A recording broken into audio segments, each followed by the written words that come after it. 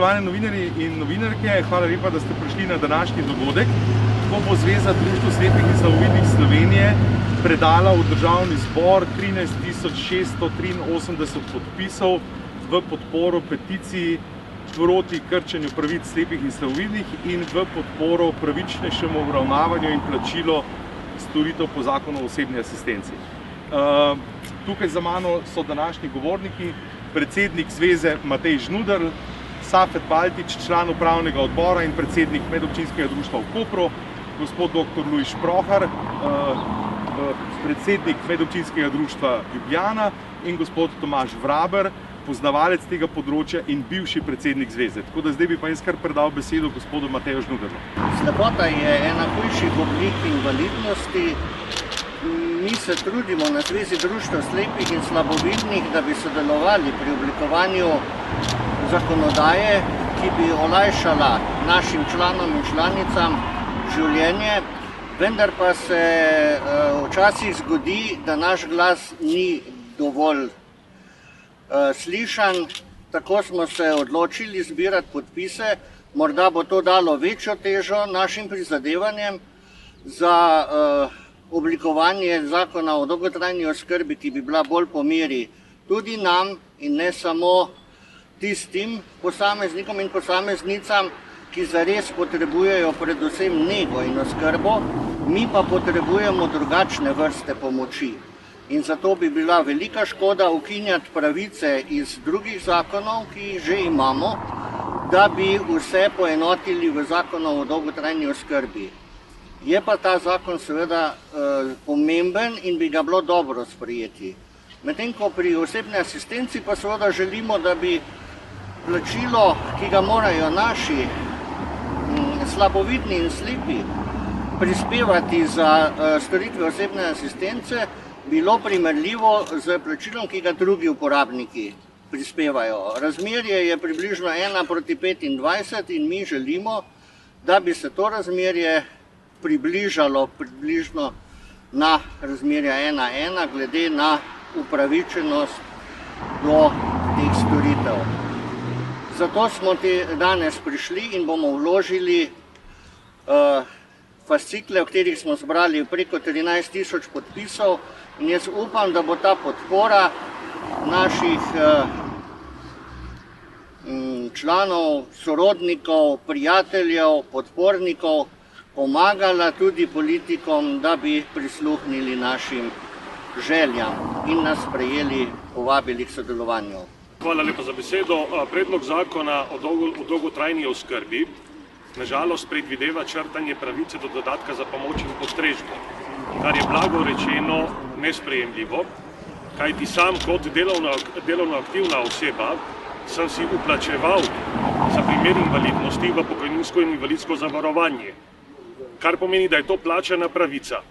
Poleg tega pa v primeru, da mi odvzamejo to pravico, bi to bilo zame v zadnjih 24 letih že drugič, da sem bil oškodovan, kajti 24 let nazaj kot aktiven podčastnik Slovenske vojske sem pri opravljanju vojaških dolžnosti utrpel invalidnost, vendar pa je eno leto pred tem dogodkom bil spremenjen zakon o vojnih invalidih, s čimer pa smo zaposleni na področju obrambe izgubili pravico do statusa vojaškega mirodobnega invalida in s tem tudi do pravic iz tega naslova. Zato se sprašujem, ali pisci zakonov v tej državi razmišljajo, ko pišejo te zakone, kajti nastajajo nepopravljive škode za določene skupine ljudi. Hvala. Hvala lepa, gospod Baltič. Ja, lep pozdrav. Jaz bi rad samo povedal, da se bolj ali manj krepka oskrba slepih ljudi dogaja že približno 150 let. In začela se je na avstrijskih tleh z nekimi učnimi delavnicami, pa metlari so bili, pa ščetari, pa glasbeniki. Potem so se pa celo učiti glasbeniki. In kasneje so se pojavile v prvi svetovni vojni trafike, ki so jih dali slepi. Po drugi svetovni vojni pa se je uveljavil poklic slepega telefonista, pa tudi poklic fizioterapije. No, Danes je pa tako, da imate različne vrste poklicev, od programerjev, pravnikov, šolnikov, podjetnikov, politikov in tako naprej. Skratka, to kaže, da so slepi izredno delovni sposobni ljudje, ampak kot hendikepirani pa delodajalcem praviloma niso zanimivi. Čeprav imamo mi kar nekaj rekordov po izobrazbeni stopnji, smo se vsaj kar se tiče invalidske sfere najvišje. Na 1000 prebivalcev je povprečje v državi 7,2. Potem smo na najvišjem nivoju branja beletristične literature, tako da smo celo tudi na knjižni pismeni. In kar je tudi zanimiv podatek, da smo na robu na dnu takšnekoli suicidnosti. Skratka, samomor za slepe ni značilnost. Je pa res, da se sčasoma pa ta položaj slepih pa slabša. Mogoče bo ta peticija ne pomagala,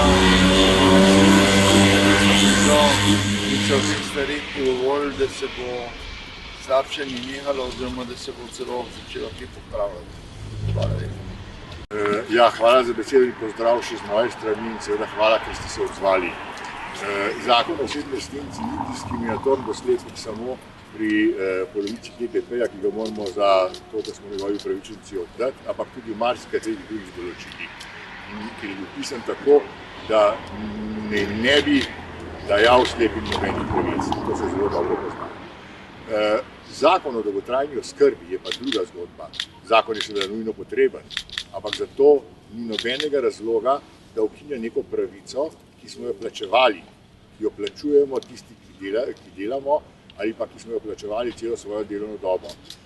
3. člen določa pravice iz Zakona o pokojninskem in invalidskem zavarovanju in mednje sodi tudi dodatek za pomoč in postrežbo. 4. člen pravi, da so to individualne, neodtujljive pravice, ki jih ni mogoče ne odvzeti, ne zmanjšati, če v tem zakonu ni tako napisano. Na Zakonu o pokojninskem zavarovanju ni nič takega o zmanjšanju.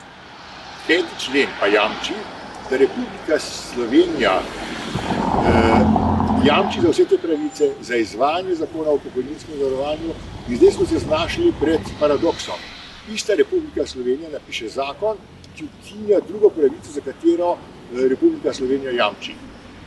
To je tipičen primer tega, kako naša politika po eni strani dela probleme, potem je pa drugi del politike, kot je zdaj Državni zbor, reševal, ampak vemo, da v tem primeru ne bo nikoli rešil, ker bo krpal cel društva na stotih lopnicah.